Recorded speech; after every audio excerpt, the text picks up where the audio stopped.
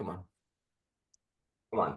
Welcome, everybody, as we have another episode here with my buddy Josh Hastings as he cleans me up on how I handle my technical difficulties every single week. But hey, the content's great, but how we get there might not be traditional. So on today's podcast, what we're going to talk about is Josh introduced me to a book a long time ago. Josh, you got that book? Show it to everybody. One word that will change your entire life. And when he first gave this to me, I thought, it's another one of those self-help books, right? We read a ton of those. Everybody's trying to improve and grow and all that. But Really number thin. one, that's how Really he thin. sold me on it right there. Was I was able to actually read it on an airplane across the country. Simple. And the book had major impact on my life, my business, and just as a whole. So Josh, why don't you take the reins on this? Tell me a little bit about Yeah. what this book is and what it's done for you. So for starters, I've never been a reader. I mean, I do listen to some audiobooks, but I just if I sit down to read, I fall asleep. So it just puts me out every time. So one of the things when and I honestly I don't remember where I heard of this book, but one of the things that got me is cover to cover takes you 45 minutes. I'm not a speed reader. Don't read fast, but it takes 45 minutes to read it cover to cover. The whole point of the book is to find one word that will change your life. Now, it sounds like a big, lofty goal, but if you think about it, and again, I got the stat from the book, but if you look at the title on this, 87% of people make New Year's resolutions. We've heard about New Year's resolutions. I mean, most of us our entire life. We've talked about it. I think the older generation talks about it more than the young bucks. But you make New Year's resolutions because you have these goals. It's a new year, new you. All those things. The problem with New Year's resolutions is they're usually too big. They're this lofty goal or this maybe unattainable, but by the time as the year goes on, you forget the details of it usually. It's usually too complex, too many words. So in the book they talk about how these gentlemen, it's John Gordon, Dan Britton, and Jimmy Page, they broke it down and said, you know what? Simplify this. So they got it down to like one of the guys got it down to like 3 words, and he's like, no, that's not small enough. We need just one word. It's easy to remember one word. So in years past, I've done this, and it's been, I don't want to say life changing. I mean, I guess it's life changing. I guess, right? It may not necessarily change your life. That's the title of the book, but Cliche. it definitely helps guide your year. It's hard to remember, the 10 goals that you listed out that you're trying to set for the year, but the one word, whether it be like in the past, I've had lead as a word, I've had empire as a word, I've had growth. I'm sorry, growth is my word this year. Grind as a word. And it just helps you focus on one thing. I printed out on a standard 8.5 by 11 piece of paper, and I stuck it on the wall opposite my computer. So when I'm sitting here at my desk, it's up there on the wall so I can see, oh, my words just slapped me in the face.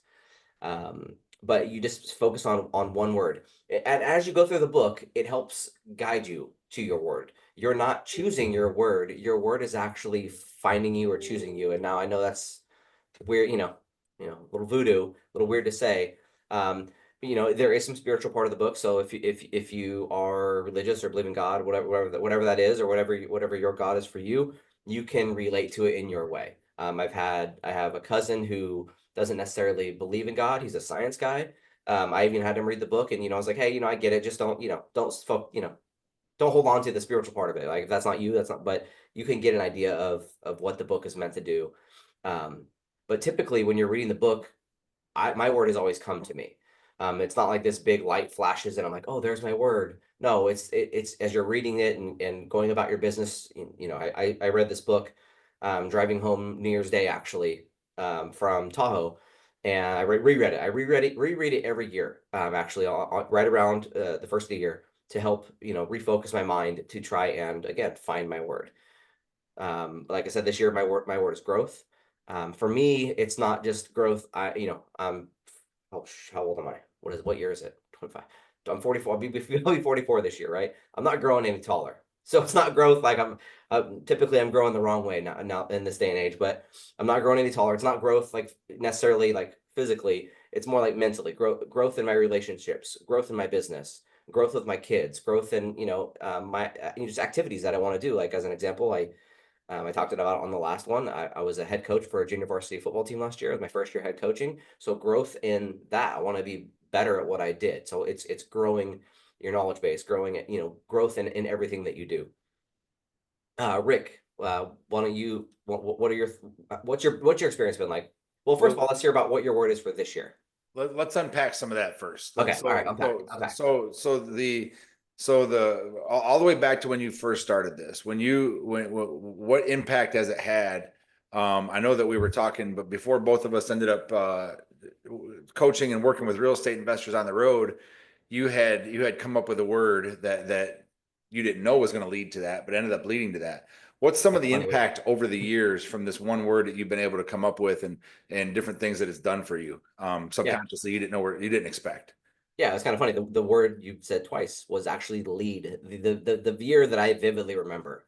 I remember reading the book early in the year, like probably right around the 1st of January, and lead kept coming to me, and I'm like, what in the world am I gonna do with lead? I like I swear I vividly remember going, what does lead even mean?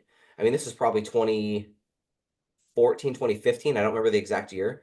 But I'm like how am I gonna lead? Yeah, my kids are little. 2015, one of my boys was 3, my other son was, do the math, 7.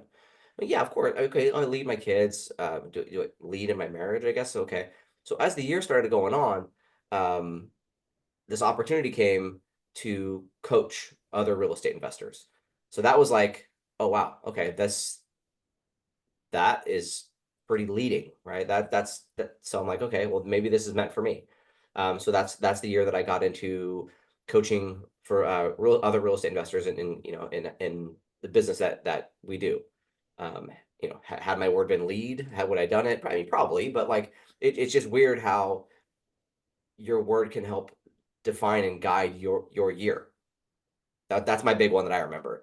Yeah. Grind, obviously, I had grind when on the last podcast that we did. I talked about, I had to grind some things out early on in my career, and it's not always easy staying at the office till 2 a.m. on a night. I mean, you don't hear about those things. Like, yeah, we'll hear maybe the sound bites, but when this stuff hits the fan, you know, sometimes you just got to put your head down and grind.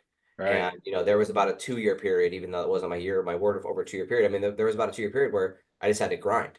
And sometimes it's just that focus. Okay, you know what? I don't. It's 8 o'clock. It's time to get the kids bath and ready for bed, and you know I need to stay and grind this out for the next few hours to make sure that I can do at that time work 2 jobs. I can do multiple things. You know, I have to get more out of every hour, the day. There's only so many hours in a day. So I'm only one person. So sometimes it's just, grind was my word at that point.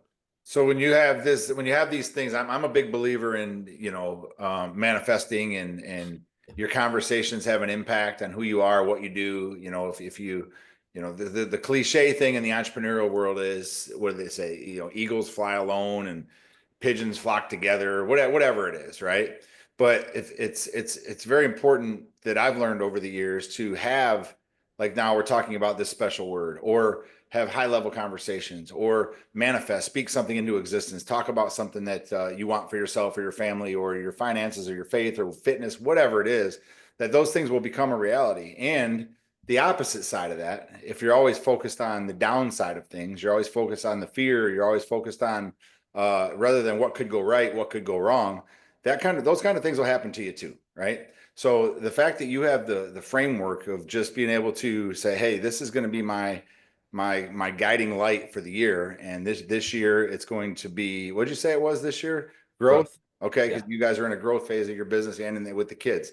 So that makes all the sense in the world, right? But the cool thing Yeah. about this is we never know what that means until the No. year's up and we look back and see, did we grow or not, right? Right. And I'm with you, man. I'm not a big fan of, gym guy. I'm a gym guy. So, and you see it in the gym a lot. At the end of the year, December 30th, 31st, or whatever, it's just whatever amount of people at the gym. January 1 until about January or February, middle of February, the gym is just slammed, right? With the New Year's resolutions people. And just like you said, usually by the end of January, beginning of February, those people are gone and they come back again next January. Yeah, literally 50% of the people that set New Year's resolutions fail in Mhm. 30 days. Right. Wild. Why do you think that is? I mean, life happens, right? You get busy. Right. I mean, I understand it. I've done it. I mean, I've literally, I'm not perfect. I've had words that were my word, and I didn't continue to make it my focus for my year. For a year. I didn't put it on the wall as an example, and you kind of just lose track. I even lost track of my one word one year. Right. Maybe multiple years. I mean, it happens if it's not something that you focus on. So you Right. and I actually haven't even talked about this. I've taken it one step further to where we didn't. This isn't planned. This is kind of off the cuff. I think it's right here. Yeah. Thought you were going to tell me you got a tattoo No, of I your thought about word. it one year Your though. I swear, I almost did. I almost did. So this is our um my binder. Okay. Okay, so it has my one word on it. You're not gonna be able to see this, but it has my business goals, Right. my personal goals right on the cover of it for annual. I like it. Okay, then on the inside, we have a weekly sheet that we go over. Has my one word, my annual goal, my monthly goal to get to my annual goal. Actually, is it quarterly? No, big annual goal, monthly sub goal, and then weekly goal to get to your monthly sub goal. So you're building on it. So it's taking the thought of this whole thing, right? Your one word as your focus, and then having your annual goal, your annual business goals, annual personal goals, and then every week you talk about it, how you get to that week's goal, which builds on your month goal, which builds to your annual goal. So it's just this big process that we do. We meet weekly. Me, Christy, Kevin, and I. Let me get my English fixed. Christy, Kevin, and I meet weekly. And I mean that's the goal. And then actually last year it kind of fell off. We just got busy, got sidetracked. So it's a constant reminder. I mean, I was talking to Kevin just this week, and it's like, hey, we need to get back on that. We need to get refocused. And so it's, you know, Yeah, especially with what we do in personal and in business, if you it's good to have goals, and I'm a big believer of goals too. We'll talk about that in a second. But if you don't have everybody rowing the boat in the same direction, right. it's okay for the leader of the household, or well, that would be Christy, but the leader Yeah. of you lead Right. something, whatever you lead. Say Josh has has all these outlandish goals and things are happening, but nobody in your organization or in your family feels the same way or has those same goals. It's kind of like you're rowing upstream, right? You're trying to Absolutely. you're trying to make a boat go the wrong direction. So I think it's awesome that you have everybody on the same page, that you guys kind of talk through that and make sure that all the goals are aligned. And we're doing that right now in our business too. We're taking a lot of time of going with Keith and my son and Todd and people that are tight in our organization, and finding out ways that we can make sure whatever their personal goals are, how we can help them achieve their goals through the business, right? Whether it be time, whether it be money, what is it, right? How can we achieve those goals through this business? But you know what? I was telling you last month that something was said to me that made all the sense in the world after all these years, right? Ever from you're a kid, you're taught set goals, right? But nobody really talks about the steps to get there. Like you just broke it down on your binder there. But one thing that was said to me that made all the sense was like, well, if you have all these goals, say it's monetary, say it's fitness, whatever, it was what standards do you have to live by to reach those goals, right? So everybody talks about goals, whether it be money, whether it be amount of deals that you do, whether it be whatever it is. Okay, that's great, but what standard do you have to live by? If you want to be a fit guy, but I'm eating Taco Bell and Burger King every day and not going to the gym, I can have a goal of losing weight, but if I don't change the standards of how I live my life, you're not going to hit that goal, right? So if you're investing in real estate or coaching people or building houses or whatever you're doing, and you want to say double your deals or increase your revenue by a certain amount, who do you have to become to be able to hit those goals, right? Because anybody can write a goal down on a whiteboard. Anybody can do a vision board. Anybody can do all that stuff. And I believe in all that. But rarely do you ever hear somebody talk about the person they have to become to be able to hit the goals that they want to hit. And that resonated with me a lot when I heard that, because we can get to a certain level, in the construction world, you go through an apprenticeship program to become a journeyman. Okay, well, I can be a journeyman, right? But then who do I have to become a superintendent? Or who do I have to become a contractor? Who do I have to become to buy the company, right? Because the average quote unquote journeyman isn't going to be the same as the guy that buys the company. So everything's about raising standards in your life and in business, if that's what you're going to do, to be able to hit your goals. And I think that has a major impact on why people don't follow through with the quote unquote New Year's resolution, because it feels good. They get the dopamine bust at the end of the year when they're like, okay, day one, January 1st, I'm gonna be this new year, new me type individual. Yeah. Like, okay, but what's that? What is that new me? right? What does that new me mean? And what has to change there? For me personally, I'm a New Year's resolution guy. I've been working back at trying to get to the gym. My goal is to start getting back to the gym by between 6 and 6:30 in the morning. And it can't go from getting there at 7:30 to 6, right? So in order to make that happen, it has to go from getting there at 7:30. Now I got to start getting there at maybe 7:15. And then once I start getting there at 7:15, I need to start getting there at 7. And then once you start getting there at 7, you work it back 6:45. So a lot of people have these big goals for themselves, but they try to go from A to Z like that, rather than taking all the little necessary steps and the little changes it takes to get there. So that's kind of the wake up call for me, when it comes to, becoming the person you want to become to be able to hit your goals. And it doesn't always have to do with money. Yeah, for sure. You know, yeah, I remember when you gave me that book, Little Insight, it was I don't remember what it was. We were flying somewhere, and it was I don't remember what it was the first year, but last year I remember very in depth because the word was focus.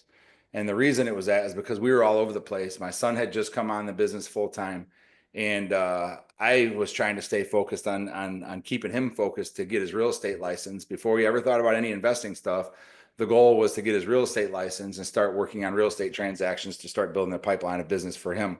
And in order to make that happen, there was a lot of things we had to tackle. There was a lot of school, there was a lot of classes, there was a lot of tests, there was a lot of shit, man, that had to happen. And while still running a business. So last year the word was focus. And it's not that we were always dialed in and always focused at all times, but at the grand scheme of things, when you look back to the beginning of last year and you look what was achieved from January to January, I'd say as a whole, it was pretty dialed in. Nice. Yeah. And so that focus was last year.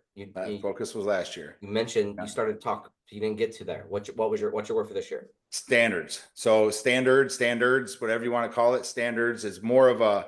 I've realized we're in a growth phase right now to take our business to the next level. And what I've realized is the person that got us here, which isn't just me, it's all of us, it's everybody in our organization. What got us to this level isn't going to get us to the next level, right? So it's not that we need to change people. We need to change some things. Me leading the ship, I need to change some things about who I am and the way that I live my life a little bit to be able to have everybody with me, or to everybody grow with me along the way. And it's not a lot. It's more about being consistent. It's more about being I'm on a health journey now too, where I've cleaned up my eating, and there's some things I want to go about personally. I'm getting more back into the personal mental growth for myself, mental health, doing more focus on reading books, podcasts, this podcast, for example, pouring into other people. One thing that when I talk about raising standards, we're really big on building a bit, not just a big personal brand, but a strong personal brand in our local market based on integrity, that always in our business, especially, that does things the right way every single time, no ifs, ands, or buts. And we also pour into other people to help them improve their businesses and lives too. And the way we're doing that is starting off by doing once a month networking groups for real estate investors, or anybody really, but entrepreneurs, real estate people, where we share a strategy or something that's working in our business. And then we have 30 to 45 minutes of networking and Q&A at the end. And we're going to continuously do that every single month, just to try to pour into our local market and help as many people as we can, without any expectation of anything in return. The goal is to be known as the cash buyer in the area. So when the wholesalers and other real estate professionals have deals and they can't move them, or they're dealing with those people that want to just kick rocks and they never know if they're going to close the deal or whatever, I can at least be the guiding light and help them either move it or be the person to buy it from them. That's for our local real estate meetups. And also what we're doing is we're partnering up with real estate brokerages in the area too. There's a lot of agents that I'm sure you know that they start off as agents and then they want to evolve and learn a little bit about investing, maybe buy some assets, flip some houses, do whatever. But real estate brokerages don't teach that. They don't want to teach that, because real estate brokerages make their money when they're selling real estate, not when they're investing in real estate, right? So we've got a couple that are openly and willing for us to come in, our whole team, to go in and do the same thing, teach a topic. We're doing our first one on the 21st, which the most important part, in my opinion, is we're going to talk about know your investor, teaching the mindset of a real estate investor, right? Helping agents understand how an investor thinks, We're going to roll from that topic into what is it? The easiest way to find off-market deals for agents before they ever get to the MLS. And then we're going to do an intro, which will lead into our next event. We're going to do an intro on how to talk to sellers. So we're going to pack tons of value within 2 hours into I think 25 to 30 real estate agents, starting with our first one. And the goal is to grow that to at least get in front of maybe 50 people a month on the real estate sales side of things. So that's kind of our thing, is raising the standards, is start helping more people get what they want through the real estate world rather than just focus on what we want. Yeah. If you help enough people get what they want, you'll get what you want. I can't remember who said that, but that quote stuck with me from our Fortune Builders days. I'm pretty sure Than said it on stage at one point, at one of the many events that we always try to go to Jim Rohn. Yeah, Jim got it from Jim Rohn. Yeah. But yeah, I mean, it's true. I mean, it's just if you help enough people do what they want, you'll get what you want. The law of reciprocity is a real thing, man. I mean, that's how you and I connected to begin with. Law of reciprocity. If you give, not get taken advantage of, obviously, we've done that too. But if you give without the thought of anything in expecting anything in return, it's likely that you'll get a lot more in return. Just without even expecting it, because people, there's a lot of gatekeepers out there, especially in our space in the real estate world, where somebody will ask a question about how to put together a texting campaign or whatever it is, and a lot of people, the mindset is very scarce, right? They're very like, ooh, I don't want to tell you that, I'm going to create competition and all this other shit.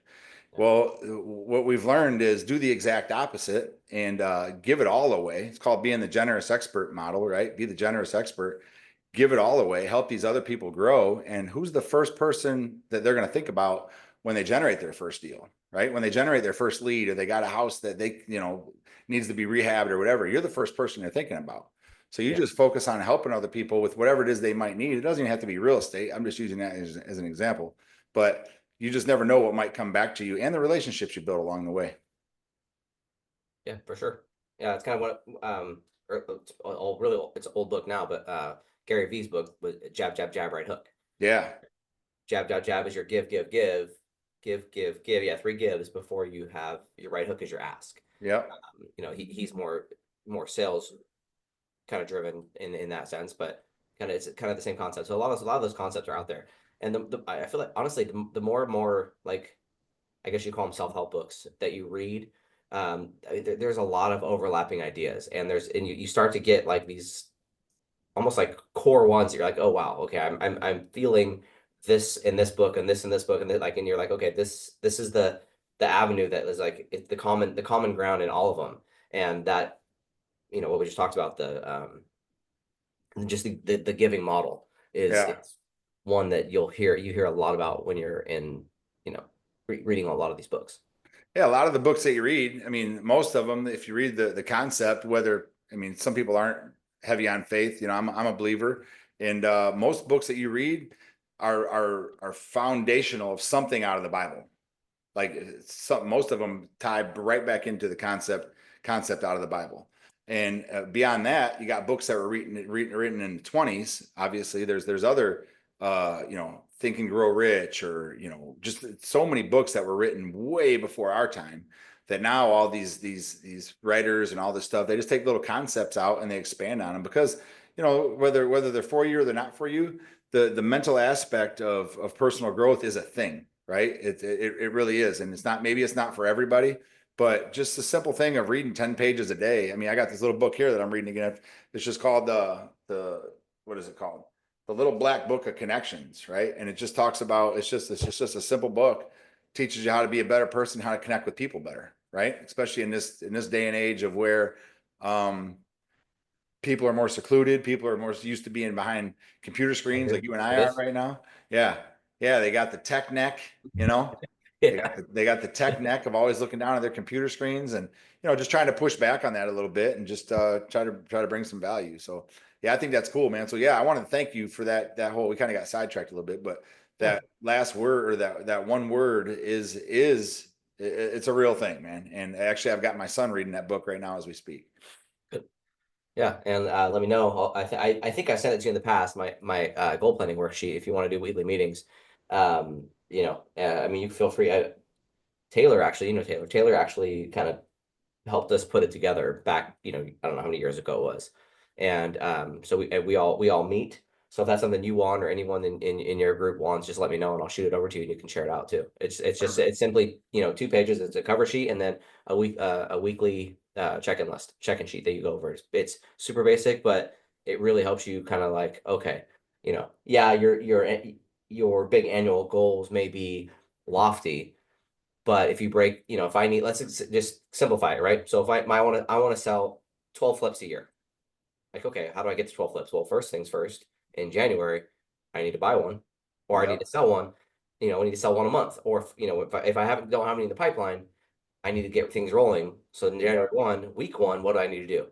Yep. Better start marketing, right? What are So the action steps? yep, exactly. So it kind of breaks it all the way down to, yes, it's annual, then it's monthly, but then it's like weekly, and then it goes daily, right? Daily for that week. So it's good, and it's simple. Nothing super crazy, nothing super complex. It doesn't take us a long time to do it, and it just kind of also helps, especially if you're doing it with the team, helps everyone kind of get on the same page. Like, I have as an example, during football season, I'm like, oh, I got practice at 4:30 on Thursday or Monday through Thursday. Kevin knows that he can't schedule anything for us to go walk a property if he needs me to walk it with him or if he needs me to walk a project in those timeframes because we meet every week. We have those times blocked off and we talk about, well, hey, here's what I'm doing this week.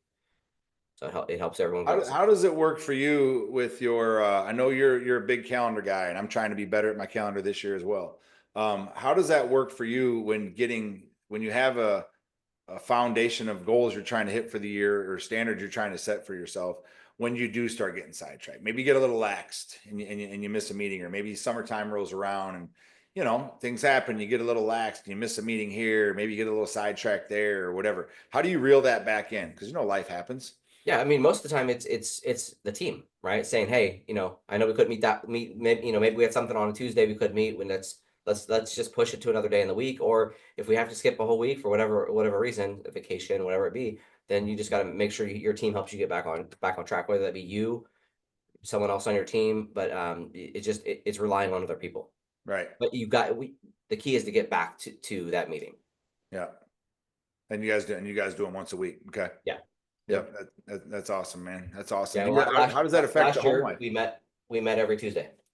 How does that affect your the home life with the kids and Christy and all that stuff? You guys stay pretty disciplined on that stuff, or do you ever just cut back and relax a little bit at home? Well, I mean, of course, life happens, you do cut back, but like in my personal goals, like for last year, one of my personal goals, which I just realized was crazy, was to coach JV football.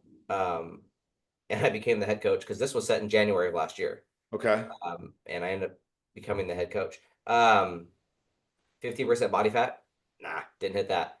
And then I have goals like 4 family vacations, All right. 12 trips with just me and Christy. So those are the things that you're like, you have to like actively work towards that. Like, Christy and I are fortunate to where we can take a 2-night trip in the middle of the week. We have help. We both are self-employed. So, but if you don't have that as a goal or you don't have that written down, or, some people do weekly date nights with their spouse or their significant other, whatever it may be. But if you don't have, like, for me, we didn't do like an annual like recap to be hit it, but I know I hit my 4 family vacations last year. Yeah. And I hit pretty darn close to those 12 trips with me and Christy. And that helps, like what you were saying, that helps us stay connected, stay together, when times do get tough. You have stuff and memories to fall back on because you actively work at it. And I'm Right. not perfect. I sure try to be, but I'm, not perfect. So, I definitely mess up. And, having those things or having that plan, hey, we have this upcoming, we'll get reconnected. I know it's busy right now, and for last year I had to plan around football season. So I had to adjust how we finished the year out because there was a gap of time where I wasn't available. Right. So there was on a bye week, boom, we hit a trip on a couple days that I had a bye week. So things Right. like that. But again, if you don't have it written down or you don't have it planned, you don't have a path laid out for you, it's almost impossible to hit all of those annual goals. And to be honest, your goals should be borderline unattainable, right? You want to be able, you don't want to set goals that you're hitting 100% of because you're not setting them high enough. I Right. believe the number is around 80%. You should be hitting 80% of your goals. In Yeah. school, that's a B minus, borderline C. That's not great, but Right. in life, that's reality. Yeah, if you're, I've noticed if you set your goals and you hit them all, then you set them too low, and it's better to, set your goals for the stars and end up landing on the moon if you fail. If Yep. you're gonna fail, fail big, right? Yep. That's good stuff, man. Well, what Yeah. would you? What is it? Is it Grant Cardone? 10x rule? Yeah, That's yeah, kind of that's part of that's kind of yeah, like his 10x rule, right? So yeah, I mentioned as a, not, it's not my goal, but like, oh, my goal is 12 flips for this year. Why 12? Do 120. What if you hit 250? yeah, right, Or, or what if you hit 80 or right. 70, You 50 when hit your hit goal is some only big 12, number. so Yeah. it's you 10x that. If they, what would you tell anybody listening to this podcast that is maybe just getting started in that? They're brand new. They're not really into the whole goal setting thing. It's kind of like living life, like most of us do or did. Just kind of going through the motions, and they're looking for a change. They're looking to improve some things in their life personally. What would you tell them? One word. I One word. literally one word. It Start it there. takes 45 minutes to read cover to cover. You know, it's not this, like your book is pretty thin that you just held up. But like there's books that I have sitting, you can't see them back here, but like the even Rich Dad Poor Dad is Yeah. 3 times the size of this, Yeah. right? Bigger Yep. and thicker. It takes you 45 minutes. You have 45 minutes. I don't care who you are. You Yep. can read that in 3 days sitting on the toilet. Yep. Like legit. Like, well, I Yep. know this guys that sit on the toilet and can finish the whole book. Probably my son. But you know what I mean? Like you can read that book in 45 minutes. You can do it cover to cover in one time. If you need to, you need to. But it you may not get your word right when you read that book, but it'll help your mind start processing, okay, hey, I understand. And I see there are stories in there that they tell you how and why people have, they give examples and like, okay, wow, this makes sense. It's Got so it. short, it helps you focus. And I mean, if you're not setting goals, you don't know, you don't have a target to hit. So this is your step one, and I hope this opens the door to people to say, oh, you know what, I need to set goals. Yeah. This is just a one word goal. This is just a kind of a mental focus for the year. Yeah, and I think that's awesome because a lot of times people get hung up in the how, right? So, for example, if our goal is to do, two rehabs a month or average, but at the end of the year we want to average 1.75 a month. If it A lot of people get caught up, well, how am I going to get there? Right? How am I, well, how? And I think people need to realize that whatever your goals are, don't worry about the how at this point, right? Get committed to doing it, and the rest of it will fall into place, because then you know what actions you need to take or who you need to reach out to or who you need to ask questions to be able to achieve whatever it is. But I know that when we first got started, it was like, you might want to, I want to flip a house, right? Well, how the hell am I going to flip a house? Well, now we're to the goal where we want to flip 30 houses, whatever it is. But we don't worry Yep. about how we're going to get there or how you're going to make X amount of dollars or how you're going to lose X amount of weight. Don't worry about that. The key is to commit to what it is that what you want to do, and the how will work itself out later. Yep. Yeah, and when I break my goals down annually, business and personal, it gives you that big one, and then you're like, okay, now you flip the page and it's month one. Now you start having to write down the how. Like Yeah. it forces you to say, okay, now I know my annual goal is this. So that means if I'm going to hit that in December, by December 31st, in January, I better have got this accomplished. And then it's like, okay, well, this is week 1 of January. I need to, send out 10 mailers. I need to meet Yeah. with 5 realtors. I need to go view 10 houses. And I mean, I mean, I'm sure it's changed, but I always remember it was 25 calls to 10 appointments to 1 to 2 deals, right? I mean, that's kind of the, Yeah. Yeah. You remember that, huh? yeah, still, hey, still got it. You remember that, huh? I Yeah. can bust out the whiteboard here if you Yeah. want. 25 appointments usually generate you, at the bare minimum 2 deals if you're just strictly focusing on rehabs. If Yeah. you're looking at listings, wholesales, all the other stuff, you could probably get 4 out of that. Usually Yeah. is the numbers, depending on what your business model is. Yeah. But yeah, that's good. You still remember that, man. Yeah. Some stuff sinks in, Good. not all of it. Good. Well, now that you're the big new builder, man, you ain't focused on doing all of you. You're too big time now, Tad. No, definitely not. We still look for flips, man. I still just finished one. It actually just closed was yesterday. I That saw was on. your I saw the video of you guys broke ground, one that you guys, maybe you, Christy, somebody posted it. You Yeah, guys moving some dirt out there to be ready in the summertime. to put the dirt to start putting a house on them. But we're probably 2 to 3 months from being ready to break ground on building the house. Oh, I thought she said it was going to be ready on like the house is going to be done by June. No, ready to build by June. Like it's that crazy of a Oh, lot. I got you. All right. Yeah. That makes sense then. I was like, man, he's flying. I said Yeah, no, no. six months is That was where we were standing on. I think if I remember correctly, which the one she posted, I think we were standing on top of the upper wall.